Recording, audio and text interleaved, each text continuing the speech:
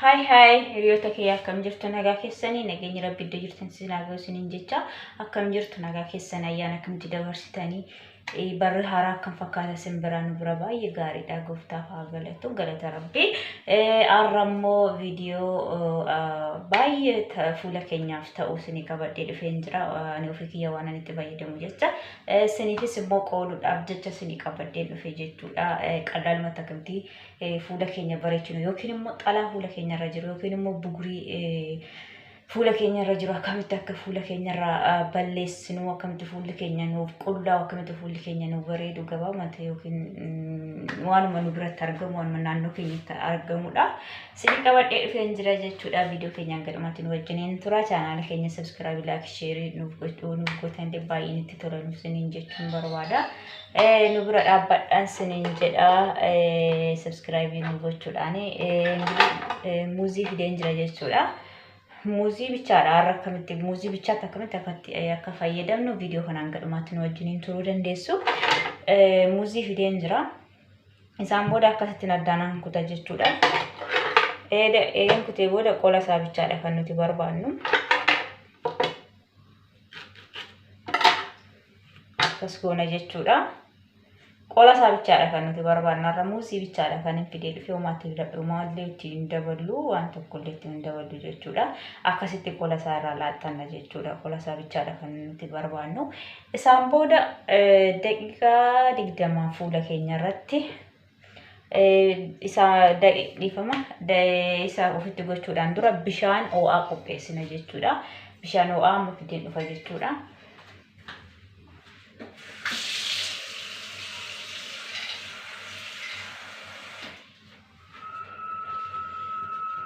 Bishaan ho'aadha kun jechuudha. Bishaan baay'ee ho'aadha jechuudha. Isaan booda fooxaa qopheesseen jira. Fooxaa qopheesseen jira. Isaan booda akkas goona fooxaa kana keessatti bishaan ho'aa kana keessatti fooxaa akkas goona jechuudha. Egaa akkas gooneeti booda fuula keenya irratti akkas goona jechuudha. Fuula keenya irratti bishaan ho'aa fi fooxaa keessa bishaan ho'aa keessa fooxaa cuubne akkas goona jechuudha. Fuula keenya irratti sirriitti bakka fuula keenya sirriitti nuuf bareecha. Xalaan illee na ijoollee tokko yookiin immoo namoota tokko xalaan asirratti ba'a jechuudha. Isaaf illee baay'ee gaariidha jechuudha. Guyyaa torba keessatti yookiin immoo torban tokko keessatti nurraa qulleessa jechuudha. Deddeebineef itti fayyadamna. Guyyaa tokko guyyaa lama odoo hin taane hanga torban tokkotti iyyuu itti fayyadamna jechuudha. Isaan booda akkasittiin egaa fixanneetii booda qola muuzii sana jechuudha. Akkuma dura isinitti agarsiise qola muuzii sana fuunee akkas goona jechuudha. Fuula keenya irratti daqiiqaa 20 sirriitti iddoo buguriin jiru yookiin immoo nexxabxaabii iddoo qalaa minaaminni jiru irratti akkasitti sukkuumuu qabna jechuudha. Akkasitti qola muuzii bichaadha. Wanti biraa wanti itti dabalamu tokkollee hin jiru. Akkasitti fuula keenya irratti daqiiqaa 20 akkasitti ofirra tursina jechuudha. Fuula keenya irratti sirriitti rigna jechuudha. Maaliif muuzii tokkottis hanguma singaatti rakkoon qabu fayyadamuu dandeessu jechuudha. Waan nu biratti argamudha fageenyaaf kan dhufu miti. Isaan booda akkasittiin fuula keessan irratti akkasitti daqiiqaa 20 akkas gochuu qabdu jechuudha. Baay'ee fuula keenya qulleessa jechuudha. Fuula keenya irratti homtuu nafu buguriin illee xalaan wanti tokko wanta hin jiru.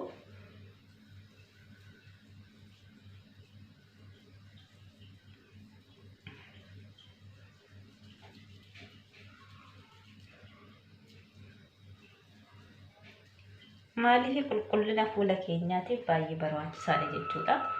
Xalaan illee nurratti hin ba'u jechuudha. Xalaan illee nurra jiraate nurraa qulleessaa buguriin illee nexxabxaabii waan tokko gurraacha fuula keenya irratti bobba'u yoo jiraate sirriitti nurraa qulleessa jechuudha. Fuula keenya irraa homtuu hin hafu jechuudha. Fuula keenya irratti akkasitti ofirratti sukkuumuu qabdu jechuudha. Daqiiqaa 20 fi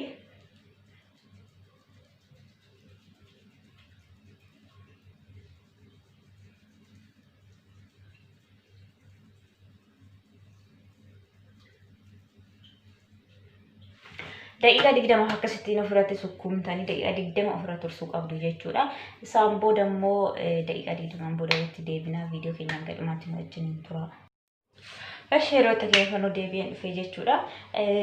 Kun akkuma argaa jirtan sirriitti narratti goggogee jira jechuudha. Daqiiqaa 20 narra turee jira jechuudha. Nu akkasittiin daqiiqaa 20 narra turee jira jechuudha. Amma immoo nan dhiqadha jechuudha. Nu wajjiniin tura.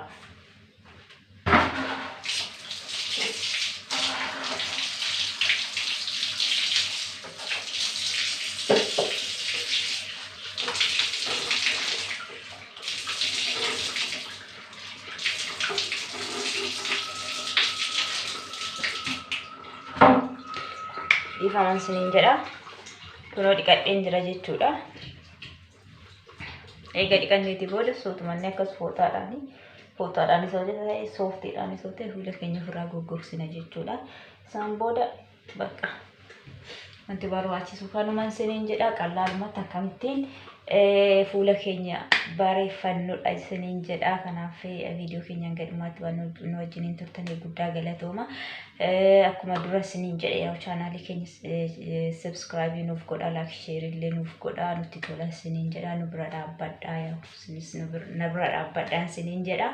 Viidiyoo biraatiin hanga walitti deebinutti turtii gaarii.